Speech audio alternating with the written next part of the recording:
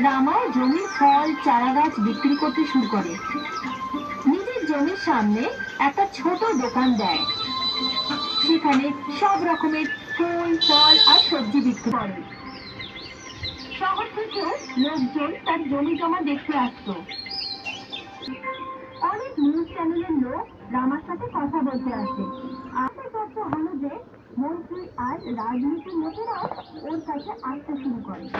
বাবা, আরে ও বাবা, কেমন আছো তুমি? আরে মহাজন, আসুন আসুন। হ্যাঁ হ্যাঁ, এখন তো লক্ষ্মী মায়ের আশীর্বাদও আছে তোমার সাথে। এক সময় আমার টাকায় সংসার চলতো তোর, মনে আছে তোর? আরে হ্যাঁ মহাজন, আমি কি করে ভুলে যাব? আপনার সাহায্যে তো আমি অর্ধেক জীবন কাটিয়েছি। হ্যাঁ, তার মানে তোর মনে আছে। তাহলে কবে ফেরত দিবি ওই ধার দেওয়া টাকাটা? কি? কোন টাকা? আমি তো সব টাকা মিটিয়ে দিয়েছি, আবার তোর সুদ সমেত।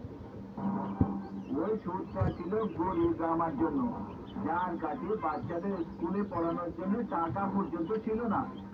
এখন তো তুই আরো সেই রামা নেই, এখন তো তুই অনেক ধনী আর অনেক সুনাম করে ফেলে